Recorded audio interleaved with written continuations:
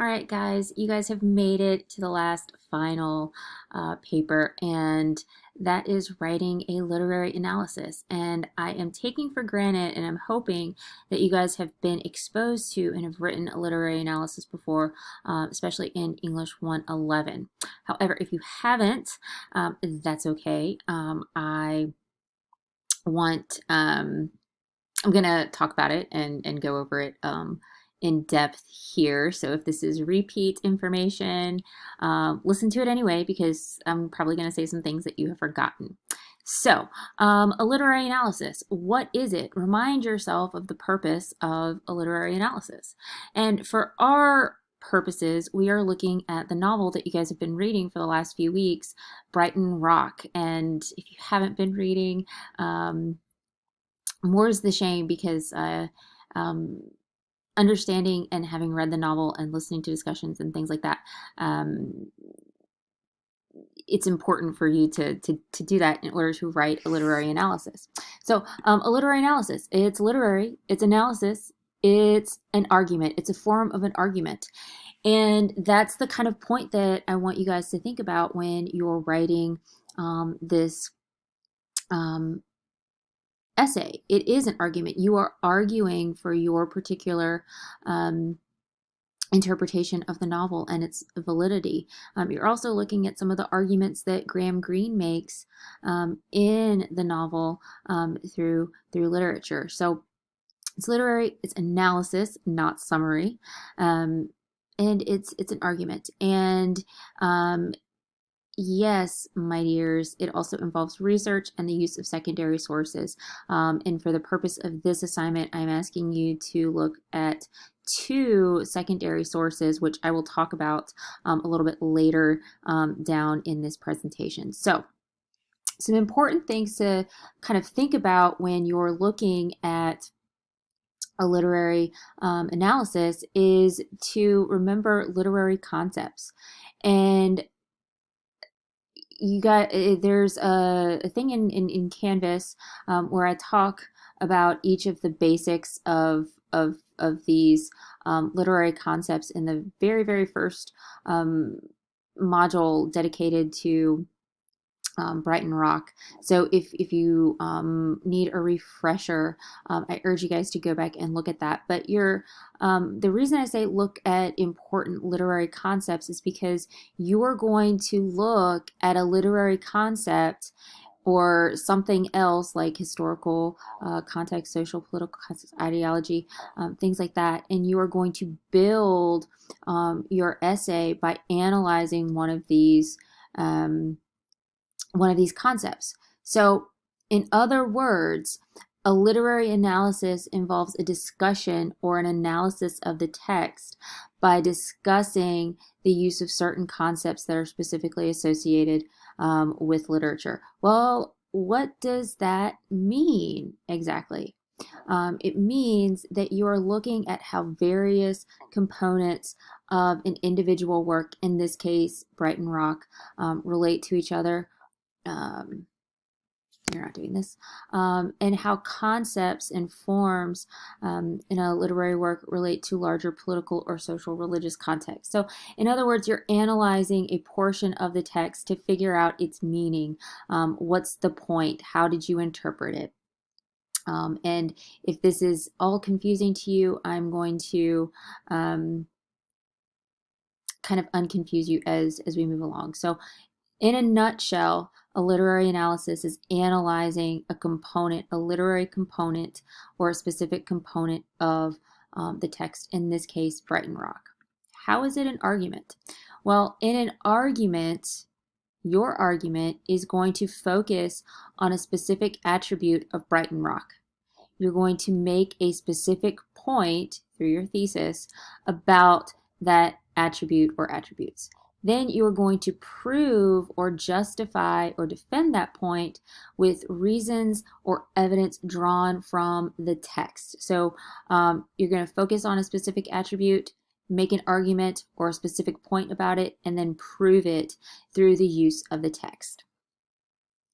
So where do we start? Well, the first place that we are going to start, my dears, is with thesis statement. And the thesis statement is arguably the most important part of any paper, but specifically a literary analysis. And the pitfall that people have that I generally find with literary analysis is students or writers want to spend more time summarizing the book or telling me what happens in the novel rather than analyzing it or digging deeper and interpreting a specific point. So, what I mean by that is that the point of this essay is not to summarize the novel. I've read it. The point is to analyze it. And whether or not your essay turns into a summary or an analysis begins with your thesis statement. Your thesis statement is where it all begins. So let's look at some thesis statements and discuss whether or not they are valid. So Brighton Rock is about the problem of evil. That may or may not be true, but the problem here with this thesis statement is that it's vague. It's too broad. It's too open. You want to make sure that you're specific with your thesis statement. Brighton Rock is boring and pointless, and I know many of you agree with that statement and hate me for asking you to read it. However, this is not a particularly good thesis statement because it's an opinion. Another thesis statement, Brighton Rock is about a murder and a boy named Pinky. All of that is true. However, it is a statement of fact. These types of thesis statements are going to set you up for a plot summary versus an analysis. And remember, thesis statements are meant to be specific, arguable points, and none of these, this is vague, this is an opinion, this is a statement of fact. None of these are specific and arguable points to kind of frame a literary analysis around. However, the description of setting and the characters associated with them in Brighton Rock illustrates Green's argument that people are a product of where they come from.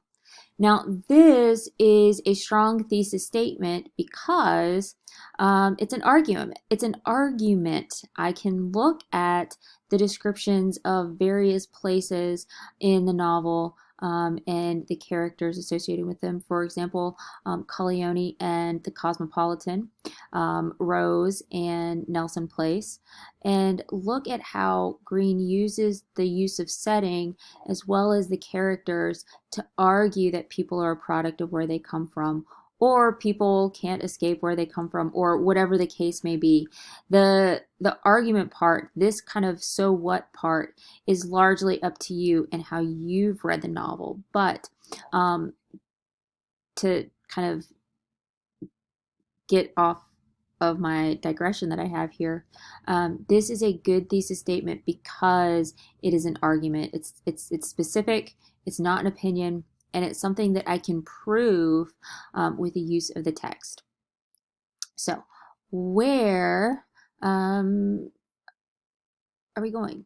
Okay. The best place to begin with writing a literary thesis is to start by reading the text, which you guys have done, taking notes, which you guys have pretty much done because you guys have written discussion boards, you've made notes, however you do. Look for patterns or questions or ideas that are of interest. Look at what you found the most interesting in the novel. What character did you like the best? What intrigued you the most? I know in our discussion last week, somebody asked, ugh, why is Rose so attracted to Pinky? What's in this relationship for her? Well, we answered that question. So look at something that you particularly want to dig into in terms of the novel. Then you kind of want to ask yourself, what's the focus of those questions and how does it help establish a theme? All right. I know you guys are asking, well, that's all well and good, Miss Swan, but How do I do this? Because writing thesis statements is difficult and it's challenging. So, the first thing that you want to, I'm going to walk you through kind of a an exercise that I've done in my own brain of kind of figuring out how to get a tentative thesis statement. And the first thing, are you interested in how the author develops the theme of, I don't know, isolation? If you go back and we talked about a bunch of themes, and I'm going to talk about theme a lot more this week when we talk together in our last final discussion. But I gave you guys a whole list of themes in the introductory PowerPoint, so I encourage you to go back and look through that. But one of the themes is isolation. Well, if I'm interested in the theme of isolation, I can ask myself, what does Graham Greene seem to be suggesting about the world, people in it, or life in general? What is he saying about isolation? Well, my answer, and this is just my answer, I don't know how you read the book, this is my answer. He's suggesting that meaningful companionship is more important than surface level relationships. All right, so that's kind of a good place to start. Make sure that when you're kind of figuring out, don't choose too many ideas, and make sure you choose an idea that you can support with the text. So, all right, this is my answer. This is what I think Greene's argument is, and that's how I read the novel. At least that's how my interpretation is at this point. All right, how do I form a thesis based on that idea? All right, think about writing the possible ideas in the form of a question. How does Greene develop the idea that meaningful relationships are more important? Well, my answer is through his character development, right? He allows us to focus on how lack of human connection affects the various people in this life. Or I could look at it from, even though Pinky is so disgusted by human connection, he can't help but be drawn to it by his continual interactions with Rose. And part of that is because, it's kind of that whole nature, survival of the fittest. I have to do what I have to do. But I think it also goes back to that idea. It's natural for us to seek out people who we're human beings, so and we long for companionship. So anyways, that's neither here nor there, I digress. But the answer to my question is he uses character. So how does he develop this idea? Through character. So I've asked my question, I've gotten my answer. Now I can put that into a sentence, into a tentative thesis statement. So my tentative thesis statement: in his Brighton Rock, Greene bolsters the importance of human connection by creating characters and relationships that focus on superficiality rather than deeper understanding. I don't know how good that is. I just made that up off the top of my head, but that's the kind of idea I'm looking for. You want to make sure that you focus on a theme, an argument, an interpretation of the novel, and focus on a specific literary element like character. So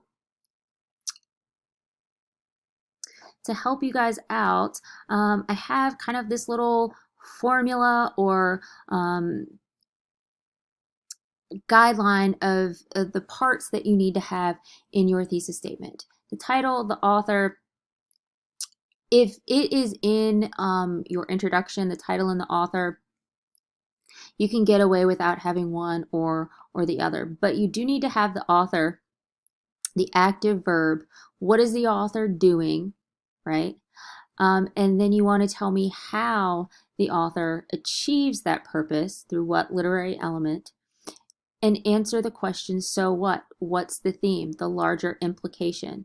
So what's the author doing? What's the author suggesting, arguing, challenging, disrupting, dismantling, conveying? What active verb? What is the author doing?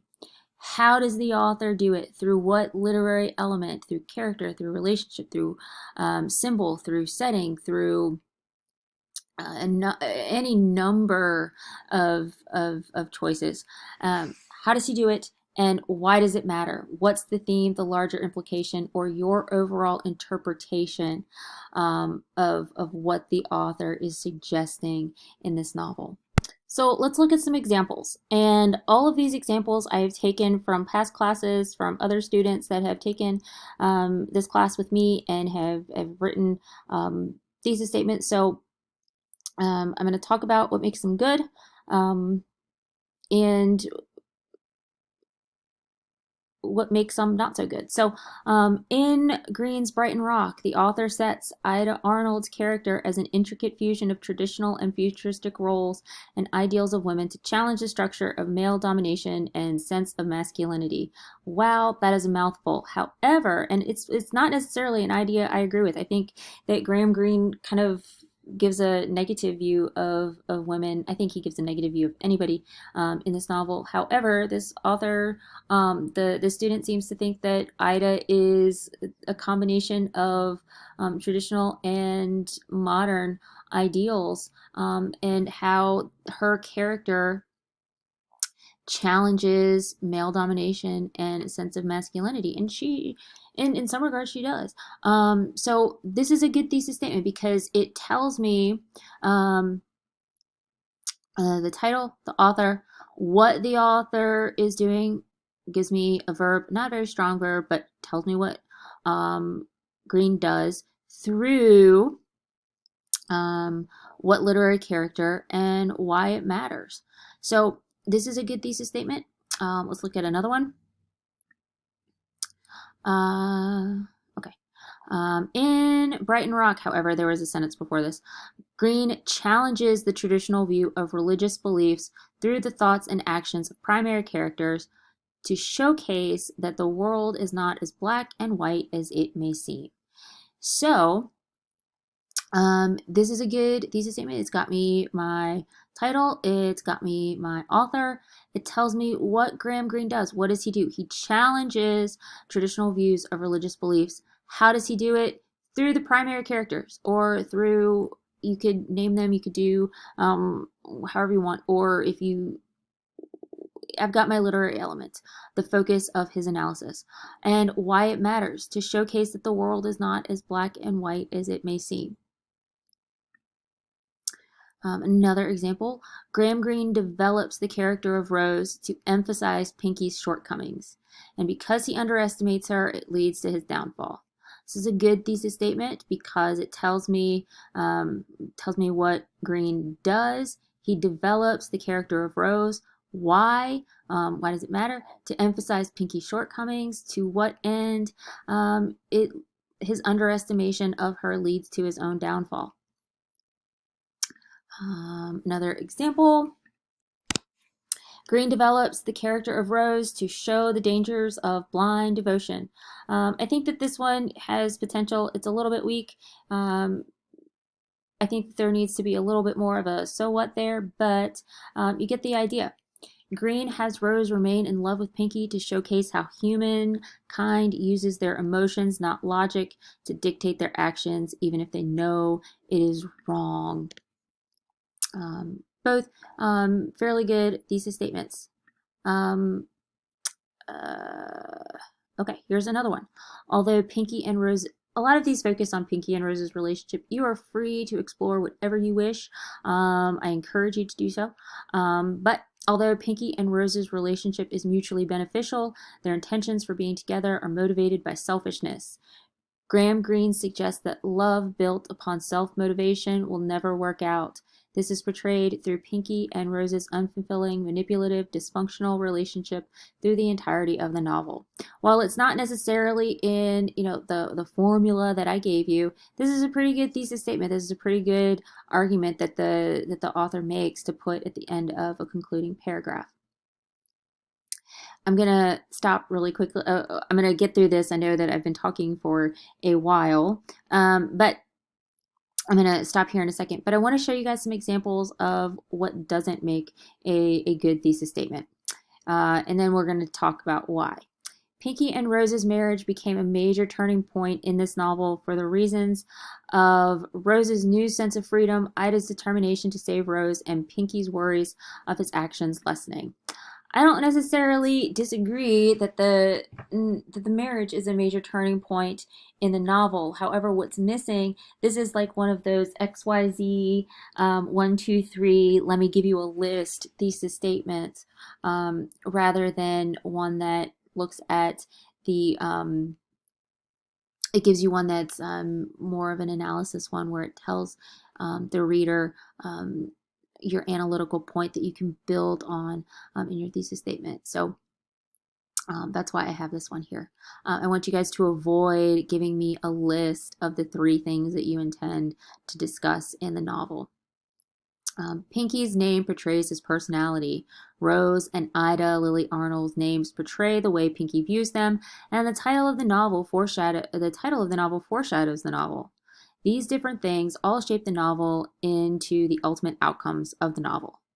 I think it's interesting to look at this. This is kind of a crap thesis statement, but it has potential because he's looking at you could analyze the various different names in the book. However, there's no other real. This is a bunch of fluff, right? I mean, I don't know how to say that more nicely because you're missing that so what, the analytical point that you need to build or you intend to build in the novel. In Brighton Rock by Graham Greene, he introduces a character to us named Pinky. Pinky is a psychopath who does things for his own benefit, even if that means killing. And yes, this is true, but it's not an arguable thesis statement. It is a statement of fact. So that is going to set you up for a plot summary rather than an analysis. In Greene's Brighton Rock, the author sets up Pinky and Rose's marriage to be a messed up love story with killings and heartbreaks, how they are different and similar, and how they actually view each other after they get married. I don't really know what that. I I don't know. I don't know. But it doesn't have those elements of a thesis statement that you need in order to build a strong literary analysis. So in a nutshell, when you're looking at your thesis statement, you want to choose something specific, a literary element, a particular portion or aspect of the novel. If it's just a scene, like if you want to focus on Rose and Pinky's visit to Nelson Place or Paradise Piece, or if you want to look at the symbols like vitriol, Brighton Rock, anything that's associated with Pinky and how it reveals his something about him. It doesn't matter. I want you guys to choose something specific and then consider how it reveals an overarching theme or point. In other words, what's your interpretation? So that's the goal of your thesis statements. You want to make sure you choose a literary element or a portion of the novel or something specific. Think about what theme is developed and why it matters. What's the larger message? And I ask you guys, I'm going to give you guys a place to submit tentative thesis statements for me to look at before you begin writing your literary analysis, because I want to know where you guys are thinking or what you guys are thinking. And I want to be able to help you kind of get a good grasp on where we're going before you start stressing out and freaking out over the paper. So I'm going to look at your thesis statements before you actually submit the essay. But I urge you guys to also remember that you can always readjust your thesis statement at the end of your paper, but you always want to kind of start with a particular place in mind. So I'm going to stop here and I'm going to pick up on the rest of how to write and organize your literary analysis.